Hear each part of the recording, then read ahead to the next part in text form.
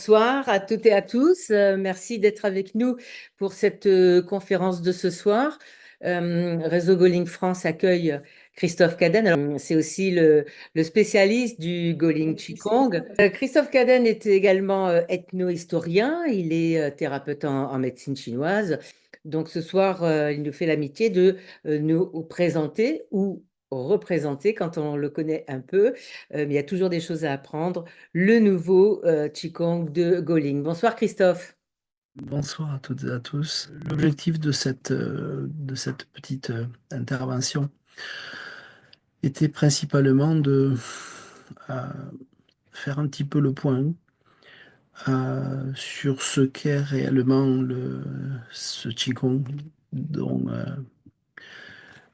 on parle de plus en plus, mais qui à la fois est assez souvent euh, comparé à des qigong d'entretien de la santé, ce qu'il n'est absolument pas. Et donc, il m'est apparu important de faire un petit peu le point et de présenter ce qu'était réellement le Golin Qigong, que les Chinois appellent en tout cas que Madame Golin a appelé le nouveau Qigong. Hein. Et donc, nous allons voir en quoi ce Qigong est nouveau. Et nous verrons donc deux axes euh, que dans un premier temps, eh bien, un nouveau s'oppose à ancien et que effectivement, il va falloir un petit peu qu'on voit ce qu'il a de nouveau, hein, par rapport à ce que proposent généralement les qigong anciens qui existent depuis, on va le voir, depuis fort longtemps.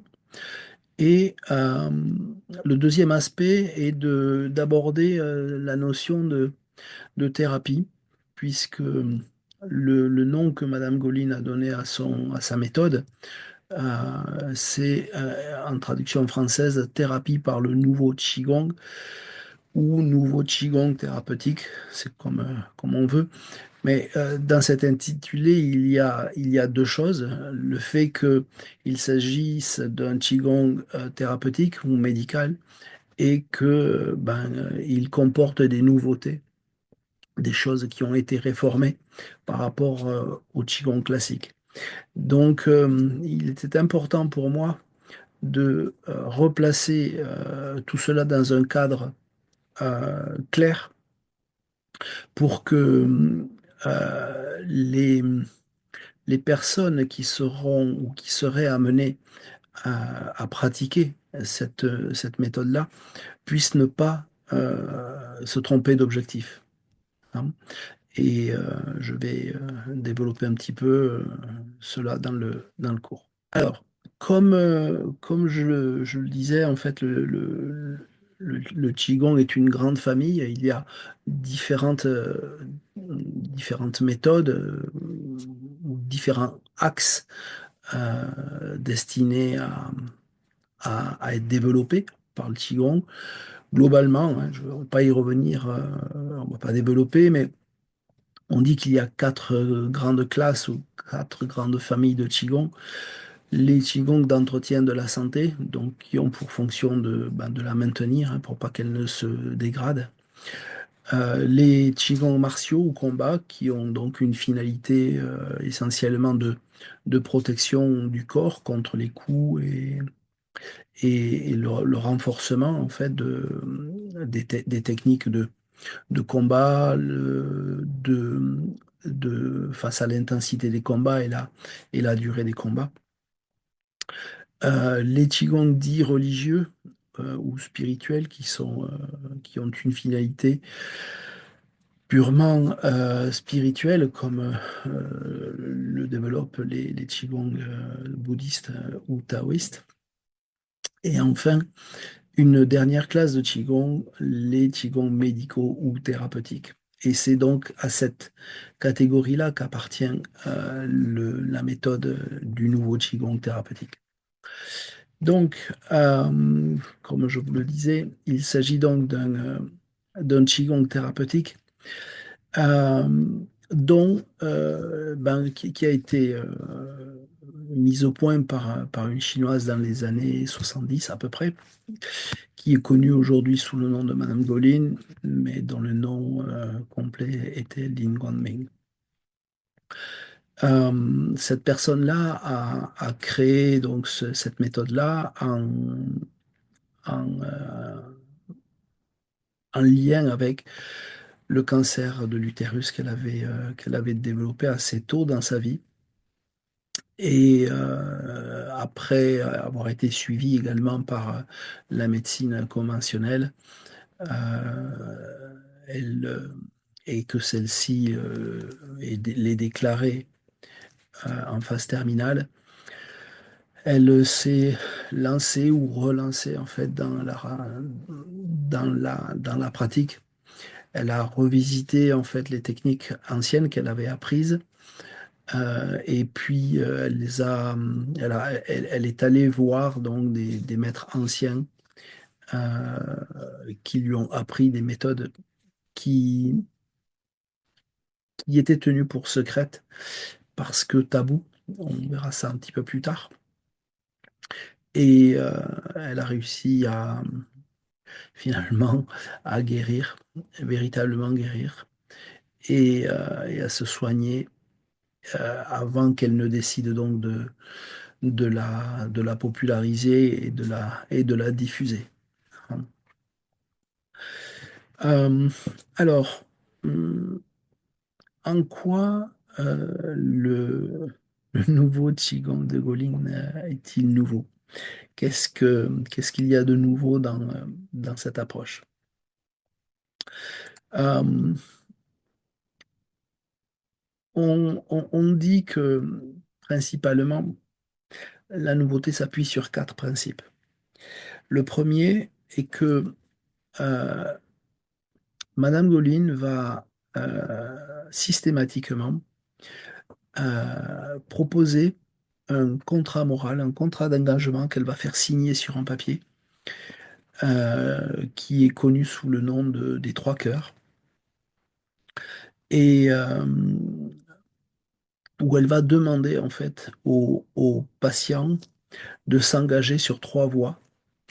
La voie de la confiance, confiance en elle, confiance à la méthode et confiance en leur capacité de guérison. La voie de la détermination, c'est-à-dire il devait s'engager à ne pas laisser tomber, et la voie de la persévérance. Et c'est au prix en fait de ce contrat moral qu'elle décidait ou pas d'accueillir le patient dans son groupe. Ou alors je je n'ai pas eu vent d'un quelconque contrat qui ait pu être rompu, mais connaissant un petit peu le personnage, je pense que ça ne lui aurait pas causé de problème de décider de mettre fin à sa collaboration avec un patient si celui-ci ne respectait pas son contrat.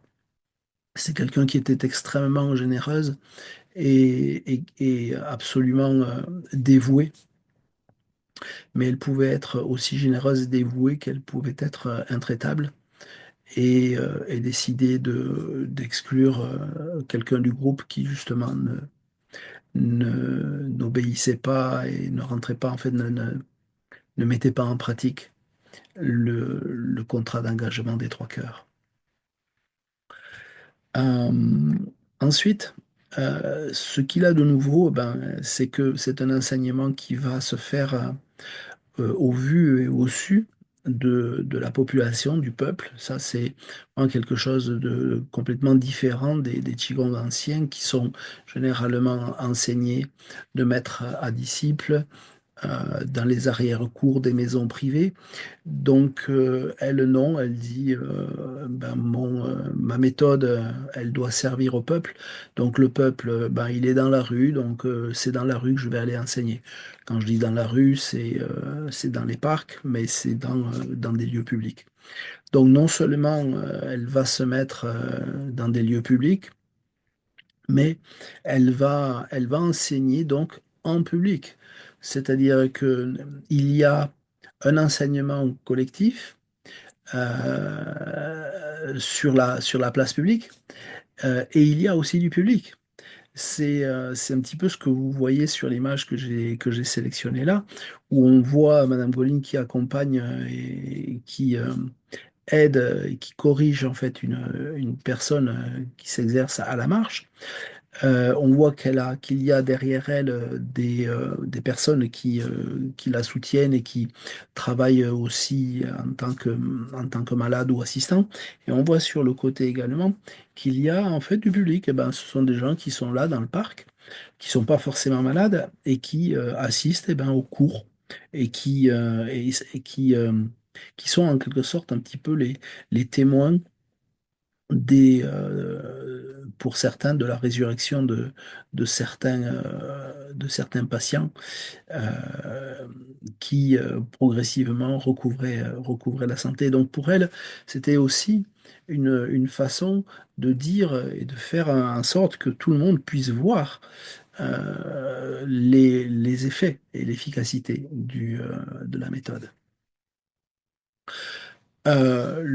Troisième principe, il repose sur le fait que, comme je l'ai dit tout à l'heure, les Qigong classiques étaient généralement enseignés de maître à disciple. Là, elle va, elle, au contraire, décider de faire des cours collectifs avec des cours qui parfois atteignaient plus de 70 personnes. Donc, ce sont des cours qui sont extrêmement fréquentés. Il y avait dans certains parcs plus de euh, neuf, euh, 9 groupes de 70 personnes. Et donc, elle était assistée. Mais c'est le choix qu'elle fait.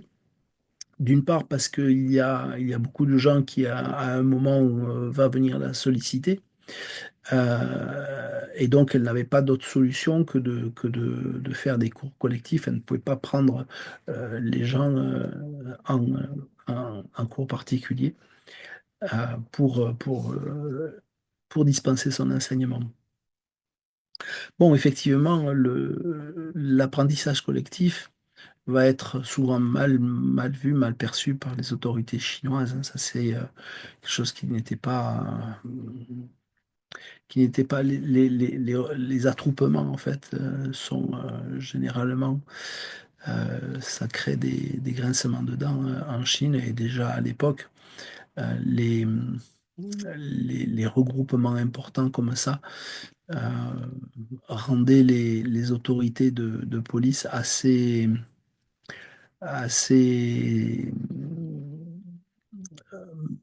sensibles, on va dire. De telle sorte qu'elle a été souvent embêtée. On lui a demandé d'arrêter, de disperser les groupes, etc. Elle n'a elle n'a pas tenu compte de ces avertissements et elle a continué à dispenser sa méthode en, euh, en mode collectif. L'apprentissage est collectif, mais la pratique est individuelle, hein, parce que la pratique quotidienne hein, est toujours individuelle. On ne peut pas pratiquer sur le même rythme que notre voisin, ce n'est pas possible. Donc c'était quand je parle d'un apprentissage, c'est de l'aspect collectif, c'est l'apprentissage qui est collectif. Ensuite, on ne peut pas pratiquer en collectif, on est obligé de pratiquer individuellement. Euh, Parmi donc les pratiques, les techniques nouvelles hein, qui ne font pas partie en fait des techniques classiques du Qigong, on va retrouver euh, des marches, des marches dynamiques. Donc ce sont des Qigong très mobiles qui s'appuient en fait sur une technique respiratoire également extrêmement dynamique, qui est également une technique respiratoire nouvelle. Cette technique respiratoire nouvelle, elle va l'avoir appris notamment avec un moine bouddhiste, pendant les années où elle va entre 1964 et 1971 euh, se soigner, partir sur les routes et aller voir les maîtres de Qigong, détendeurs de méthodes un petit peu spécifiques. Euh, Elle va donc apprendre ces techniques-là qui existaient déjà et qui étaient non enseignées parce que, disait-il, c'était des techniques dangereuses. La respiration, normalement, dans le Qigong, euh, sont plutôt des respirations, des techniques respiratoires calmes, lentes, profondes. La respiration du nouveau Qigong, c'est tout l'inverse. Ce sont des respirations dynamiques, rapides, cadencées et contrôlées. Euh, En ça, la méthode de la respiration au vent est non pas nouvelle, mais du point de vue de la pratique populaire, elle est une vraie révolution.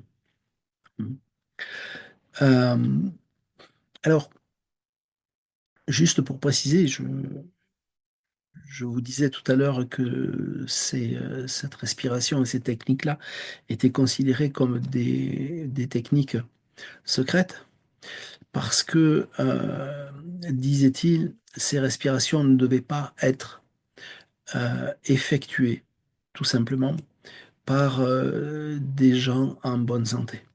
Il s'agissait de techniques respiratoires d'hyperventilation qui provoquaient donc une, euh, une,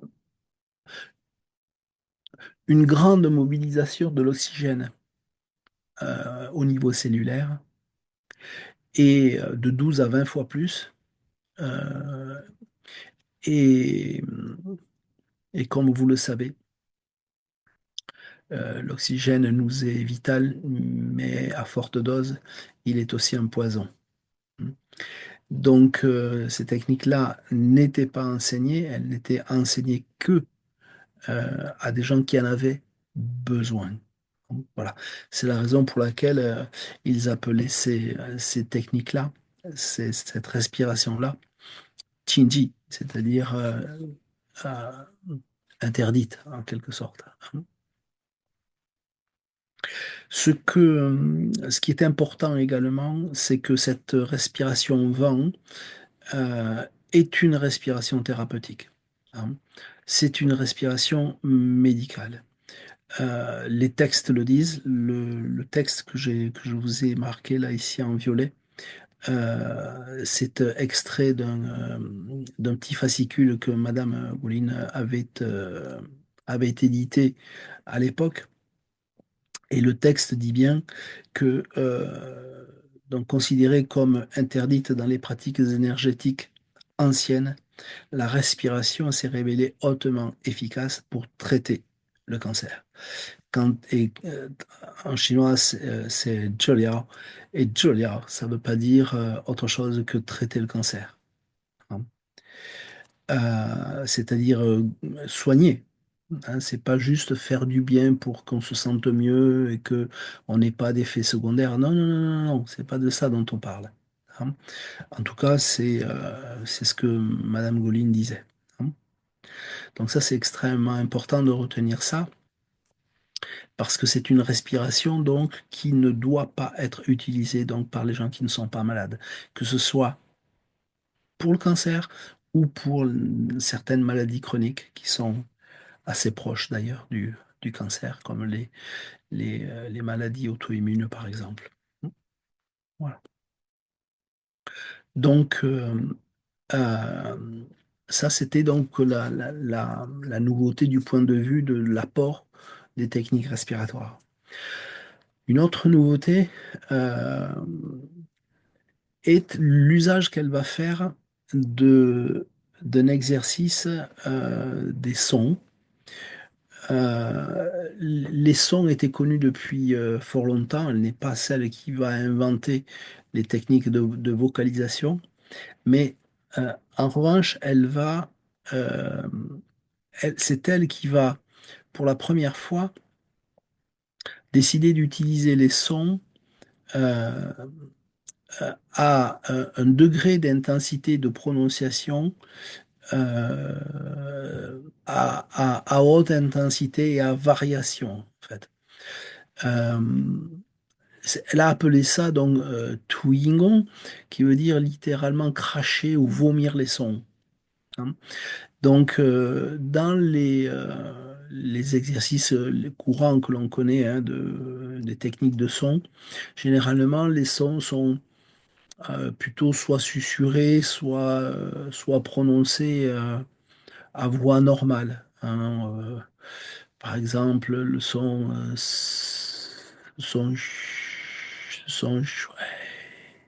voilà, etc. Là, au contraire, en fait, les sons vont être en quelque sorte poussés, criés, hein, avec le dantienne. Et c'est précisément, en fait, l'objectif, c'est d'extérioriser et d'éliminer, de chasser, en fait, la perversité de la maladie de l'intérieur vers l'extérieur. D'où cette notion de cracher ou de vomir. Hmm. Euh, alors, voici une citation, hein, de Madame Goline elle-même. Je vous l'ai mis en chinois, en pinyin, pour ceux qui veulent avoir les références. Vous avez tout. Voilà ce qu'elle dit. J'ai créé une méthode de vocalisation efficace que j'appelle méthode pour cracher les sons, que personne d'autre n'a jamais utilisée. Depuis de nombreuses années, j'utilise cette méthode de conduite de l'énergie par les sons pour traiter le cancer. Vous voyez, encore une fois, c'est pas moi qui traduis de manière aléatoire, hein. C'est le terme qu'elle utilise, Zheliao. Je ne sais pas si vous voyez ma souris, mais ici, hein, Zheliao, c'est Zheliao Aizhen, ça veut dire, ça veut dire traiter le cancer, hein. Voilà. Et les maladies des cinq organes internes. Et j'ai eu d'excellents résultats. Cette méthode de conduite de l'énergie mérite d'être étudiée. C'est une technique qui n'est pas étudiée tout de suite dans la méthode. Il faut, dit-elle, pratiquer au moins 6 à 9 mois le Qigong élémentaire avant de s'adonner aux techniques de vocalisation. Mais c'est une technique phare, vraiment extrêmement puissante de la pratique du Qigong, de la méthode de Madame Golin. Voilà, juste ce qui était important de retenir ici, c'est l'idée que les sons ne sont pas là pour simplement faire du bien ou apaiser l'esprit. Non, là on est vraiment dans des exercices extrêmement spécifiques pour curatifs, pour traiter, attaquer la maladie, hein. Euh, un autre élément spécifique, c'est la première à avoir parlé de la notion de correction des déviations du chi, hein. Euh, J'entends souvent dire oh, ben, le Qigong, si ça vous fait pas de bien, ça vous fera pas de mal. Pas sûr. Depuis fort longtemps, les Chinois parlent de ce qu'ils appellent les Tupian. Tupian signifie euh, corriger les déviations. Corriger les déviations de l'énergie, ça veut dire que si on doit corriger les déviations de l'énergie, ça veut dire que l'énergie peut dévier. L'énergie peut dévier, ça veut dire ben, que l'énergie va s'engouffrer dans des voies, dans des canaux où elle ne devrait pas aller, ou alors à contre-courant, dans le meilleur des cas. voire créer en fait des pathologies extrêmement embêtantes, hein, donc des pathologies psychiatriques avec des folies maniaco-dépressives.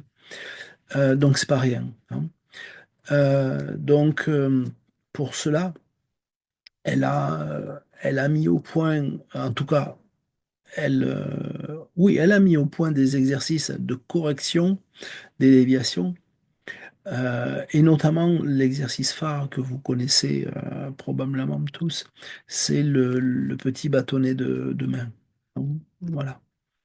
Donc, dans la formation que je donne à propos du Qigong et Gulin Qigong, j'explique un petit peu ce que sont, hein, les corrections et déviations de l'énergie. Là, l'objectif, ce n'est pas de développer ce soir, mais simplement d'apporter des éléments simples qui expliquent en quoi le Gulin Qigong est nouveau. Deuxième aspect du nouveau Qigong de Madame Golin. J'en ai un petit peu parlé, un petit peu abordé le sujet dans la première partie, mais c'est la notion de Qigong médical, hein.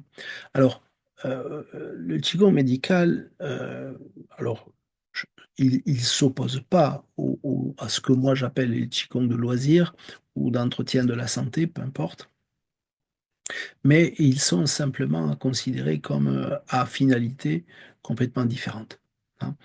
La méthode du nouveau Qigong thérapeutique, comme son nom l'indique, n'est pas là pour euh, maintenir un état de santé.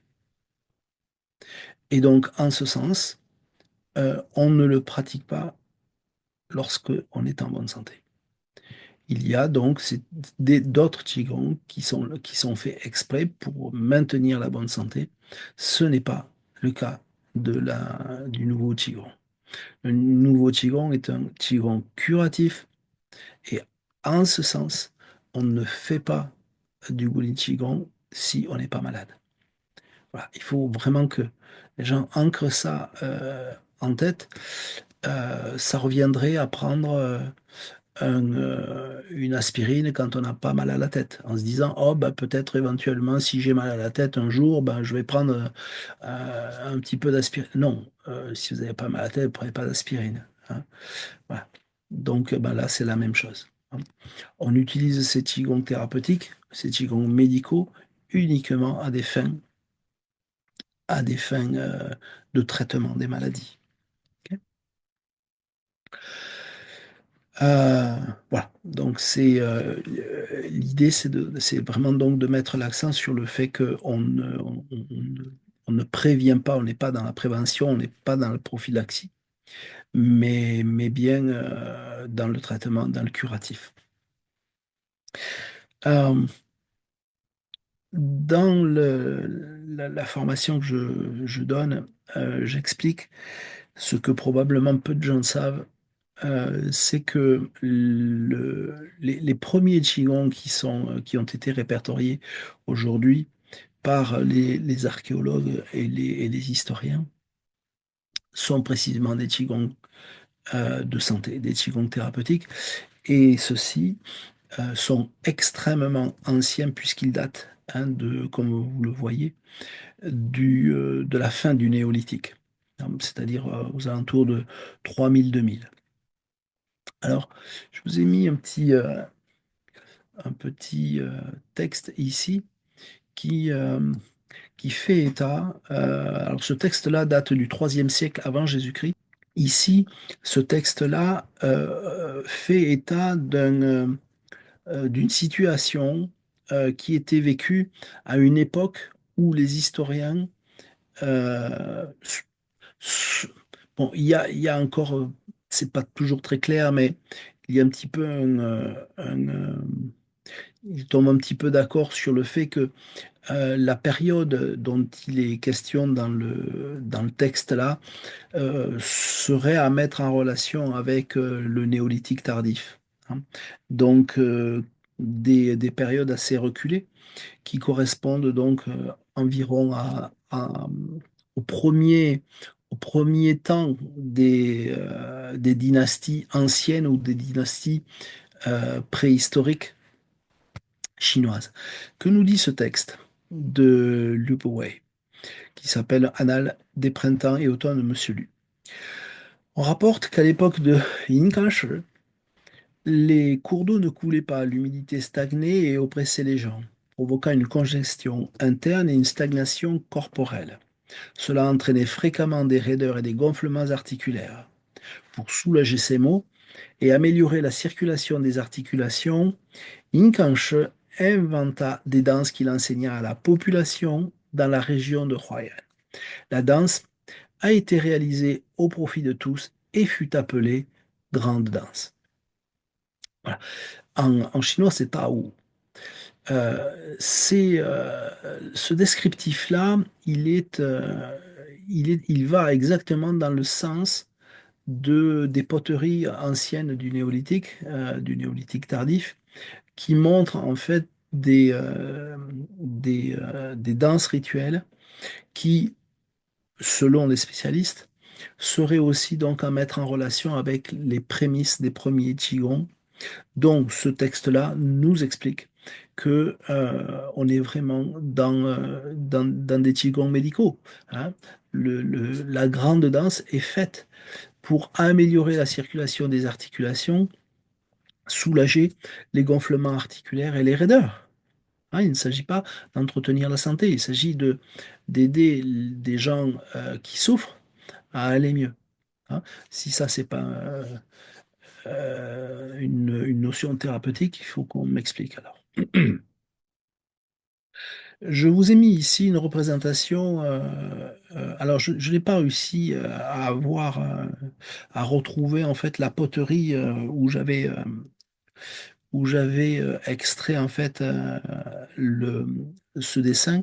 C'est une reproduction qui est sur une poterie de la culture Majayao, qui est donc la culture ancienne sur laquelle on retrouve les premières représentations anthropomorphiques, donc de représentations de personnages, d'humains.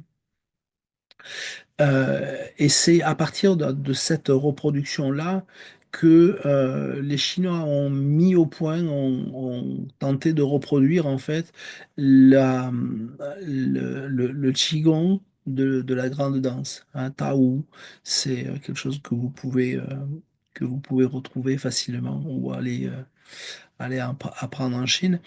Et, et il s'agit de Qigong thérapeutique, hein, pas d'entretien de la santé.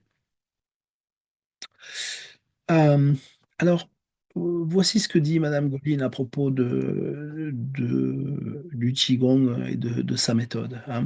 Là aussi, je n'invente rien, c'est elle qui parle. Je n'ai fait juste que traduire. Le Qigong traite les maladies. On n'insistera jamais assez sur ce point. Le traitement des maladies par la médecine occidentale et la médecine chinoise est également très important, mais le Qigong y contribue aussi. Donc, je crois que c'est clair, hein. Elle ne dit pas que le Qigong est là pour, euh, même si ça ne cause pas de problème, hein, pour faire du bien, détendre les articulations ou calmer l'esprit, les émotions. Non, non, c'est pas de ça dont on parle, hein. Il est question de traitement des maladies. Euh, un petit peu plus loin dans son texte, hein, je reprends encore une fois les propos de Madame Goline. Elle dit, si vous êtes en mesure de persister dans la pratique du Qigong, vous devez avant toute chose comprendre que le Qigong peut guérir les maladies parce qu'il repose sur des principes scientifiques, au cas où on ne soit pas convaincu. Euh, et ensuite, je continue un petit peu toujours en la reprenant, elle va décrire un petit peu la spécificité de sa méthode. Et elle dit, le Qigong que j'ai créé est spécifiquement destiné au traitement des maladies. Je ne sais pas comment il faut mieux le dire, hein. Euh, J'utilise 5 méthodes de conduite de l'énergie. la conduite de l'énergie par la maîtrise de l'esprit, par le contrôle de la respiration, par les techniques de posture, les vocalisations et les automassages. Voilà. Donc ça, c'est les 5 techniques principales qu'elle va utiliser. À noter, hein, la chose importante, c'est que en tout premier, hein, dans les techniques de conduite de l'énergie, elle, ce qui est pour elle le plus important, c'est conduire l'énergie par la, la maîtrise de l'esprit. Donc c'est pas les postures, c'est pas la respiration, c'est pas la vocalisation. En tout premier lieu, la chose la plus importante, c'est de calmer l'esprit, hein. L'esprit est le maître, le corps est le serviteur, disent les Chinois. Euh, alors, le quatrième aspect des 4 principes repose euh, sur le principe en fait de la respiration au vent, qui est donc, comme je l'ai dit tout à l'heure, une respiration d'hyperoxygénation, dont la finalité est d'apporter en fait un maximum d'oxygène vers la cellule, que la cellule puisse être le plus oxygénée possible. Pourquoi? Ben, tout simplement parce que euh, je reprends encore une fois Madame Goline, elle nous dit, lorsque nous pratiquons le Qigong, nous mettons l'accent sur la pratique à l'extérieur le matin. Pourquoi à l'extérieur le matin? Ben, parce que la chose la plus importante pour nous est d'absorber l'oxygène et d'utiliser les exercices pour absorber l'oxygène. Alors pourquoi est-elle partie sur le postulat qu'il faut absorber de l'oxygène? Ben, tout simplement parce que Madame Goline n'était pas folle. Elle avait, euh, elle avait entendu parler d'un prix Nobel à l'époque on disait de physiologie, mais aujourd'hui on dit prix Nobel de médecine, euh, qui dans les années 30 et après avait donc fait des recherches importantes sur, euh, sur les cellules cancéreuses. Et cet homme-là, c'était Otto Warburg, qui était un chercheur allemand. Et Otto Warburg entre autres choses, laissé son nom dans la postérité pour un principe de médecine que l'on appelle l'effet Warburg. Je ne vais pas développer ici, mais ce que Warburg avait découvert, c'était que, en quelque sorte, les cellules cancéreuses se développaient dans un milieu plutôt acide, donc au pH bas, et au pH sanguin et au pH cellulaire, intracellulaire acide, et qu'il se développait, que les cellules cancéreuses se développaient dans un milieu pauvre en oxygène. On appelle ça donc en hypoxie. Et,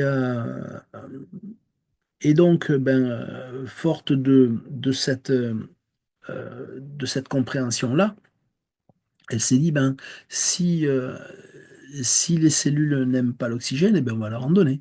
Si les cellules cancéreuses, bien sûr, n'aiment pas l'oxygène, on va leur en donner. Et ça tombait bien, puisque, comme par hasard, ça recoupait exactement les techniques de respiration vent anciennes, héritées des maîtres anciens, qui disaient exactement la même chose, dont les techniques, en fait, reposaient sur le même principe, c'est-à-dire saturer l'organisme et les cellules en oxygène. L'approche de Madame Gaulin était également nouvelle parce que euh, elle est l'une des premières avec d'autres comme Liu Guotian euh, à avoir euh, travaillé, fait en sorte que la méthode de Qigong qu'elle proposait soit soit étudiée de manière scientifique. Et pour ça, elle va s'appuyer en fait à la fois sur la médecine chinoise, sur une approche scientifique selon la médecine chinoise et selon la médecine conventionnelle.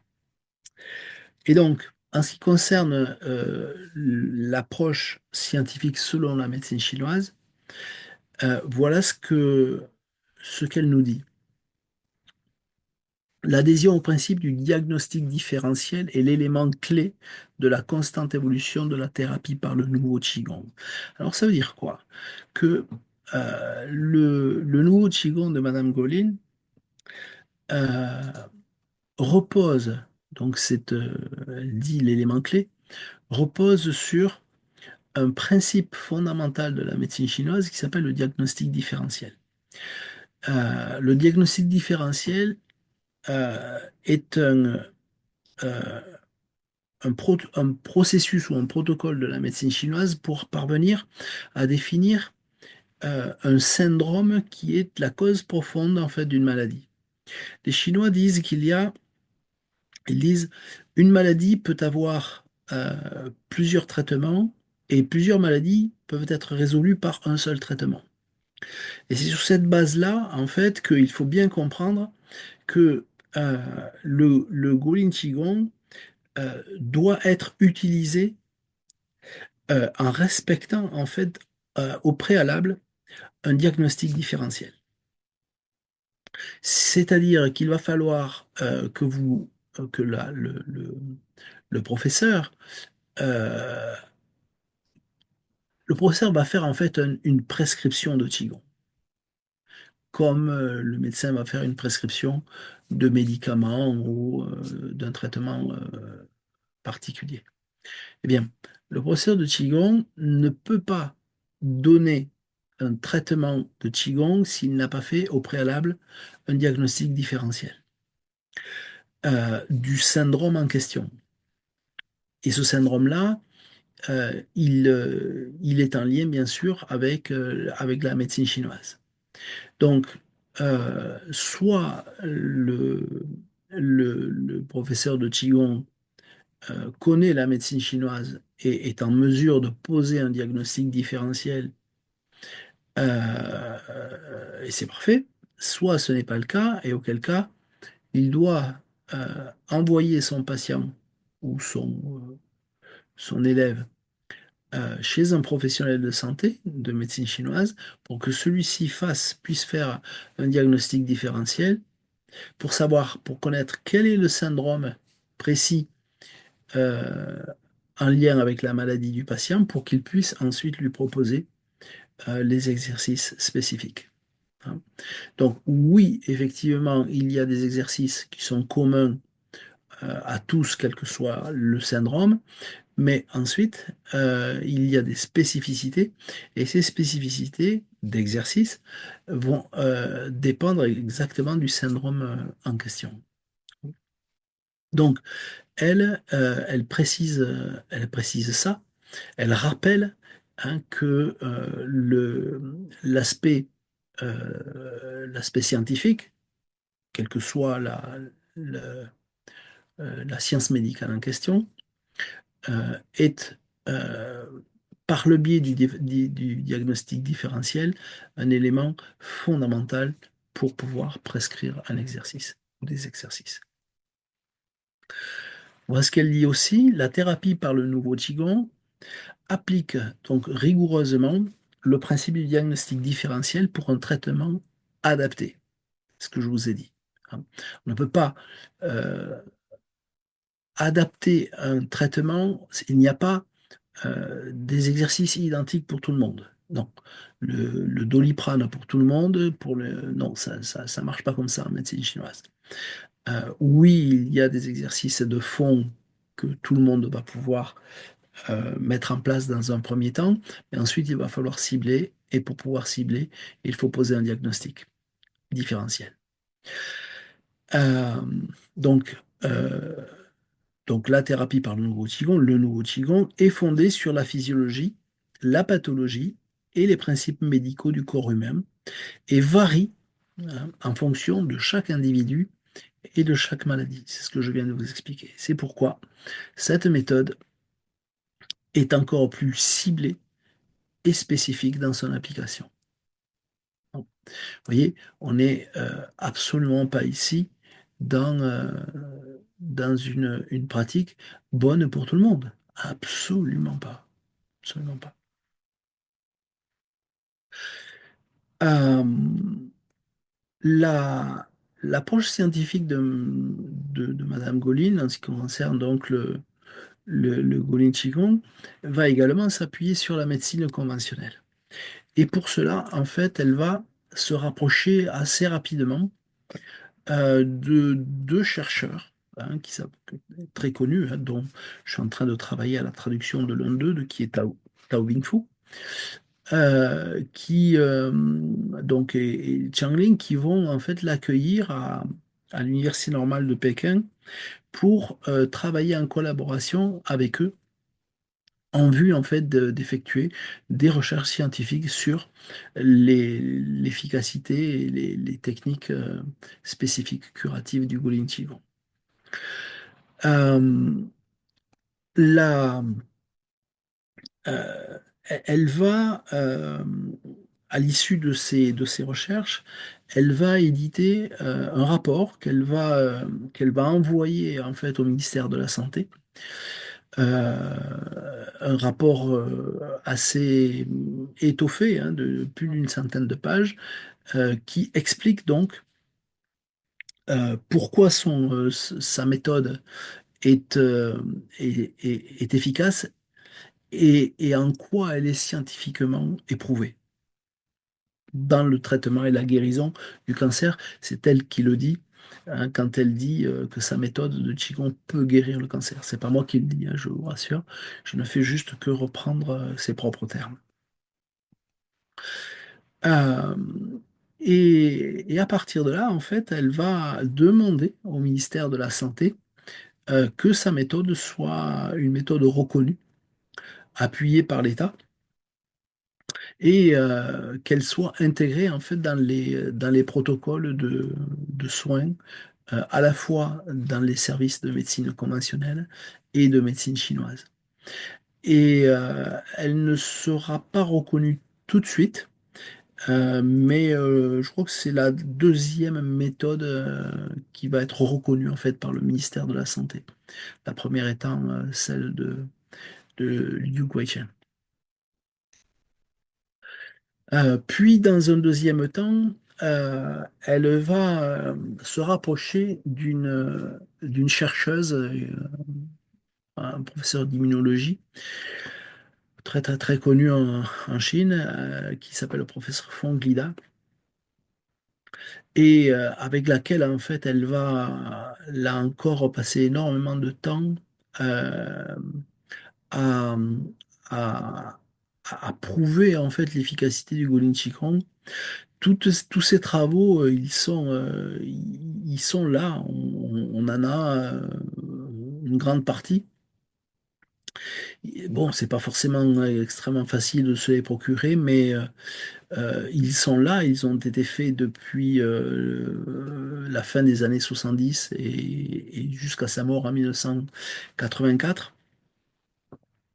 Et, euh, et ces travaux-là, effectivement, ils doivent nous servir de base pour nous, en tout cas en Occident, en Europe et en France, nous servir en fait de, de base de travail pour continuer. C'est ce que les Chinois font, hein. Ils continuent à travailler sur sur le développement de la thérapie du nouveau Qigong. Euh, mais bon, comme parfois nous avons probablement par méconnaissance, nous avons parfois un petit peu des réticences et des doutes quant au, au sérieux des recherches chinoises, de telle sorte que tous ces travaux-là, certains disent oui, non, euh, ça a pas de poids scientifique. Et bon, moi, je pense que ils en ont un sacré poids et et qu'à ce moment-là, il faudrait que nous refassions ou que nous continuions les travaux qui ont été déjà inaugurés. Donc, je dis, allons-y, appuyons-nous sur ça et continuons si nous pensons que les travaux proposés par les Chinois ne sont pas valables, faisons-les ou refaisons-les. Et on risque d'être étonnés. Alors pour terminer sur ce petit tour d'horizon du nouveau Qigong, euh, ce que, ce que les, les chercheurs aujourd'hui chinois avancent comme théorie à propos de l'efficacité de la pratique du Golin Qigong, en ce qui concerne en tout cas les malades atteints de cancer, et que il y a deux phénomènes en fait qui, euh, qui prennent lieu euh, dans, comment dire, euh, dans la façon que l'organisme a de recouvrer la santé. Euh, je m'explique. Avec les techniques classiques qui sont celles utilisées par la médecine conventionnelle, hein, les techniques de chimiothérapie, radiothérapie, immunothérapie, etc. L'idée est de tuer un ennemi. Les Chinois disent que c'est peut-être pas la bonne méthode à utiliser. Et selon eux, il y aurait deux phénomènes qui sont connus aujourd'hui hein, par la médecine conventionnelle, bien entendu, et qui, en tout cas, sont ceux que retiennent les chercheurs qui travaillent sur les techniques de, de propres de traitement du cancer via la méthode de Madame Golin. Ces deux techniques consistent, euh, la première, ce que moi j'appelle les cellules samouraï, euh, à créer en fait ce qu'on appelle l'apoptose des cellules cancéreuses. L'apoptose, ça veut dire quoi? Ça veut dire toutes les cellules de notre corps ont une capacité à programmer en fait leur mort. Si c'était pas le cas, on ne durerait pas longtemps parce qu'en fait, les cellules se reproduisant et ne mourront pas, eh ben, on exploserait parce qu'on serait gigantesque. Donc, il faut bien qu'il y ait un remplacement. Et donc, si on doit avoir un remplacement, les cellules du corps n'ayant pas forcément la même durée de vie, enfin, peu importe, à un moment, elles doivent bien mourir. Ok. Euh, Et c'est ce phénomène dit d'apoptose qui va en fait déclencher le fait que la cellule va rentrer en phénomène d'autodestruction. Eh bien, ce phénomène-là, le problème se pose avec les cellules cancéreuses qui visiblement refusent de mourir. Ok. Et elles veulent pas se faire harakiri en fait. C'est pour ça que je les appelle les cellules samouraï. Elles vont résister en fait au fait où de vouloir euh, se, se détruire. Et, euh, et c'est pourtant ce que disent les chercheurs, c'est que le Gulin Qigong restaure en fait ce phénomène d'apoptose et de capacité en fait des cellules cancéreuses, bien sûr, à finalement programmer leur mort. Euh, Ça, c'est la première chose. Ensuite, ce qui est retenu, c'est que le nouveau Qigong, le Qigong thérapeutique, euh, à des fins de traitement du cancer, euh, euh, permettrait également ce que l'on appelle la réversion cellulaire, ce que j'appelle les cellules repentantes. C'est quoi la réversion? Eh ben, c'est le fait qu'une cellule qui va muter et devenir une cellule maligne soit capable de faire acte de repentance et de revenir en cellule normale. Et donc, si, alors cette notion de réversion, c'est pas une invention chinoise, hein. Aujourd'hui, on sait que des cellules cancéreuses, donc des cellules malignes, peuvent redevenir des cellules normales, en fait, hein. Euh, c'est pourquoi je les appelle repentantes. Euh, donc, si elles sont capables de faire acte de repentance, il faut leur donner leur chance, plutôt que de les mettre devant un mur, et puis de les passer au bazooka ou à la Kalachnikov. Alors, l'idée est de retenir ici que ces deux principes de traitement, favoriser le processus d'apoptose des cellules cancéreuses et favoriser le principe de réversion pour permettre aux cellules cancéreuses de redevenir des cellules normales, euh, est en fait l'axe privilégié des chercheurs en ce qui concerne le Gulin Qigong et les techniques de Qigong thérapeutique du nouveau Qigong.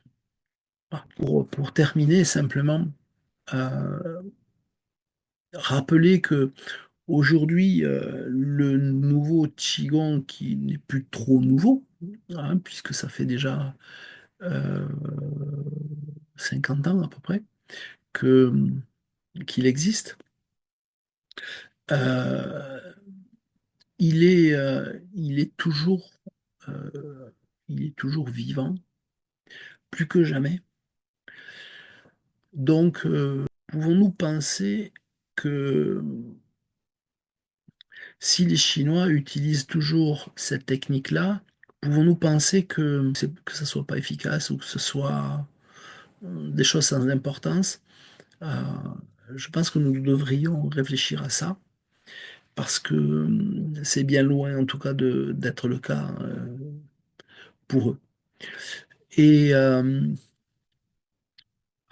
serait-ce qu'à Pékin, l'endroit que je connais le mieux, au Cercle anti-cancer de Pékin,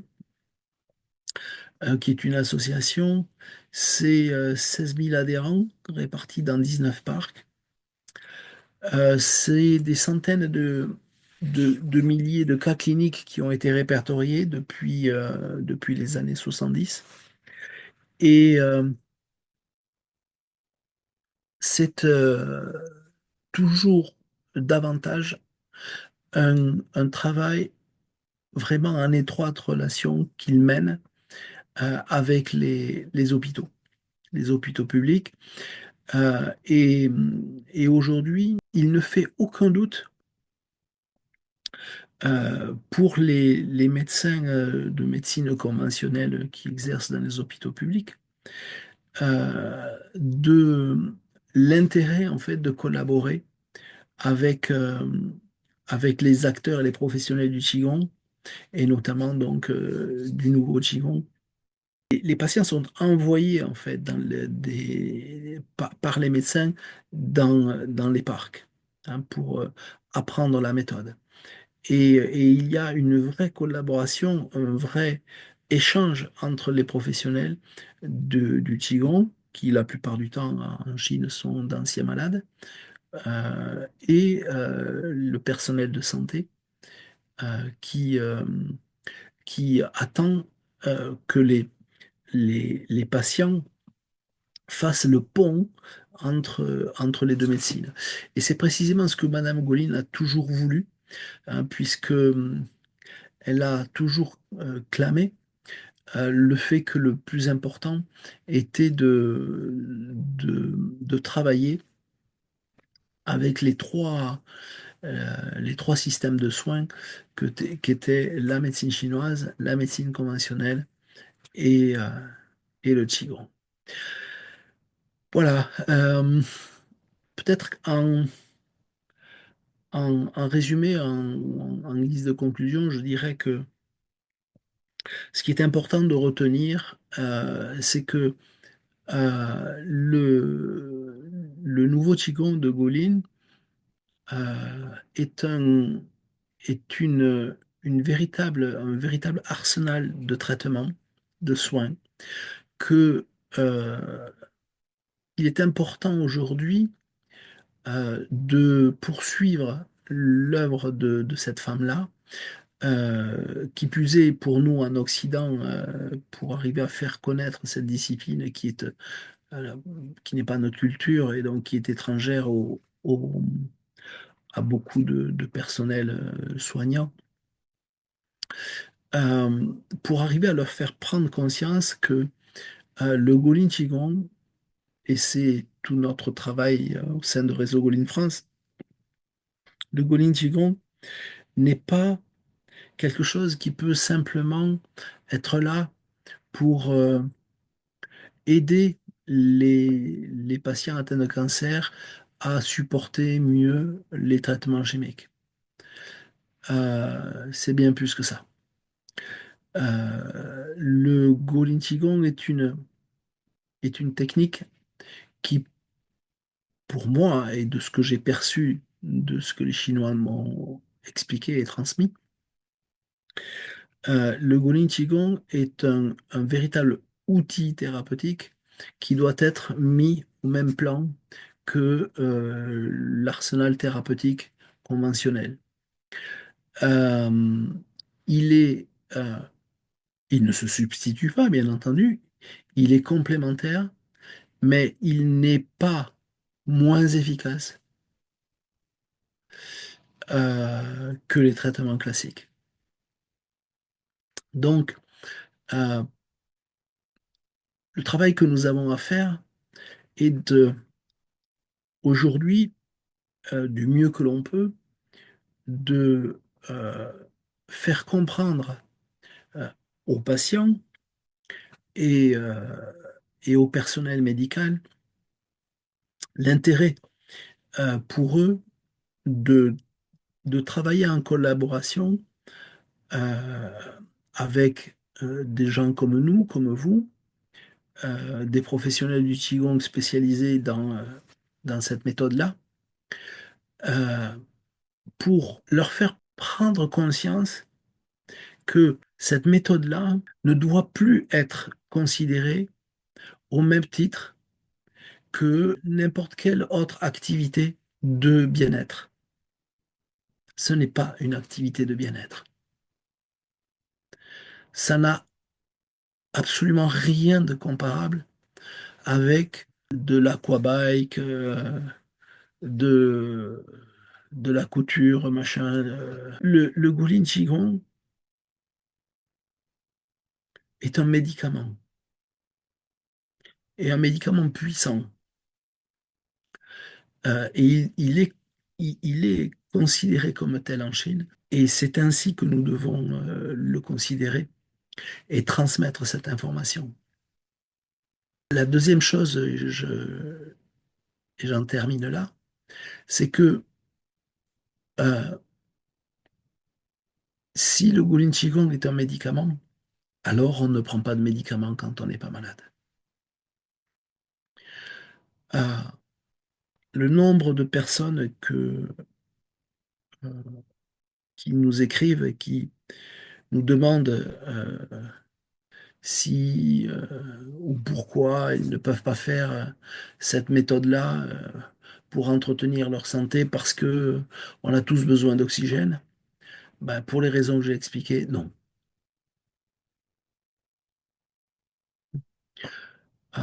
On ne fait pas une chimiothérapie pour éviter de ne pas avoir le cancer. C'est idiot. Voilà. Voilà. Donc, si on n'est pas malade, on ne fait pas le nouveau Qigong. Il y a plein d'autres choses à faire. Mais aujourd'hui, c'est vraiment important, un, de transmettre cette information. Le Gulin Qigong est un Qigong thérapeutique, curatif, c'est un médicament. Et deux, si on n'est pas malade, on ne prend pas de médicaments.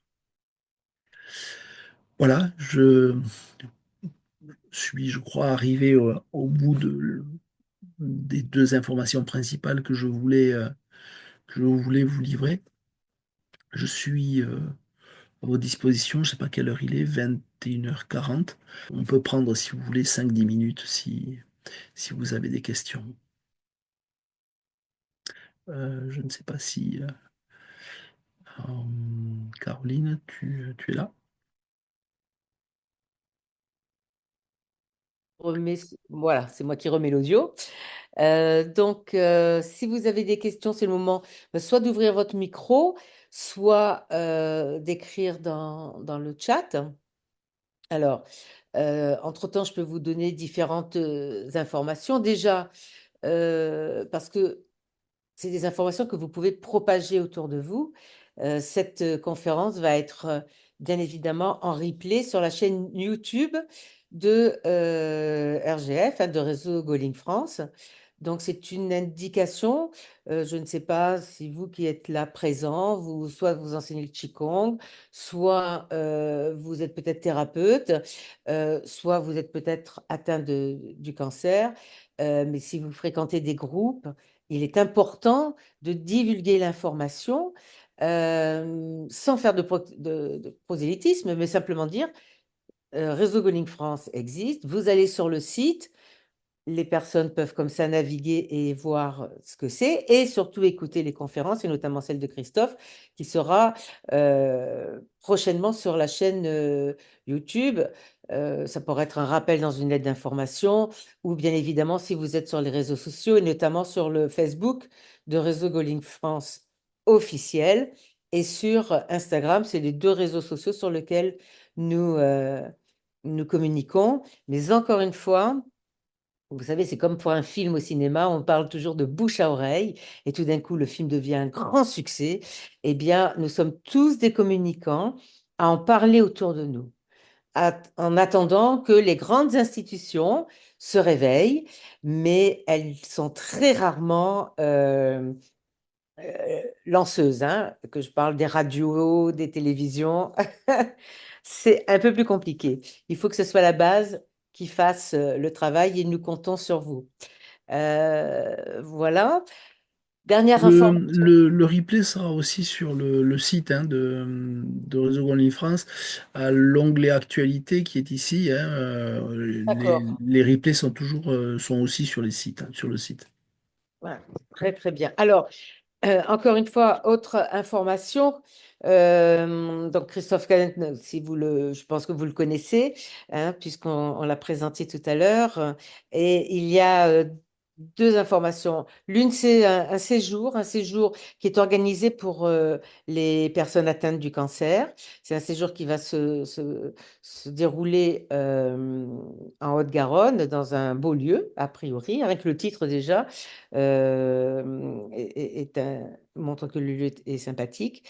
Et c'est du 21 au 27 juin. Alors, je vous conseille d'aller sur le site Réseau Golling France. Vous allez dans l'onglet Trouver un enseignant, et vous verrez qu'il y a formation pour les séjours pour les personnes atteintes du cancer. Voilà, c'est une véritable formation pour découvrir et pratiquer le Golin Qigong. Et Ça, c'est une fois par an. et c'est une fois par an. Et ensuite, il y a la formation pour les personnes qui veulent euh, enseigner ensuite le Golin Qigong. Ça aura lieu aussi au mois de juin. Et là, c'est sur différents modules. Il y aura 4 modules. Le premier est au mois de juin. 5 modules. Merci Stéphanie. Donc, le premier est au mois de juin. Là aussi, vous allez sur Réseau Golling France, dans l'onglet Trouver un enseignant, Formation. en formation, pardon. Et il est important de se dire que si on a envie de se lancer dans cette magnifique aventure, c'est-à-dire après de pouvoir enseigner le Golling Qigong aux personnes atteintes de cancer et pour certaines maladies chroniques aussi, eh bien, il faut d'abord faire le module 1, et ensuite on fait le 2, et ensuite on fait le 3, ce qui est tout à fait normal. Et Et donc, d'abord, il faut être professeur de Qigong. il faut être professeur de Qigong. Voilà. Donc, c'est une belle aventure. Encore une fois, vous pouvez en parler à vos professeurs de Qigong, peut-être, si vous pratiquez, pour, encore une fois, faire découvrir, et ça peut les intéresser. Et c'est comme ça, pierre par pierre, que on peut arriver à faire connaître ce Qigong. Voilà. Donc, a priori, pas de questions. Donc, on Ah va bah, clore c'est les meilleurs. la, la conférence ce soir. Merci encore une fois de votre fidélité. Et la prochaine conférence, c'est le jeudi 5 juin avec Yannick Bizien, qui est formateur et praticien en MTC, hein, qui fait aussi des modules de formation au sein de Réseau Goling France. Lui, c'est plutôt l'oncologie selon la formule, selon la médecine chinoise. Et la conférence, c'est cancer et alimentation. Et si notre assiette, hein, devenait l'un de nos premiers moyens de prévention face au cancer. Voilà. Donc, j'espère que vous serez nombreux aussi le jeudi 5 juin à 20h30. D'ici là, merci Christophe. Merci Avec grand plaisir. à tout le monde.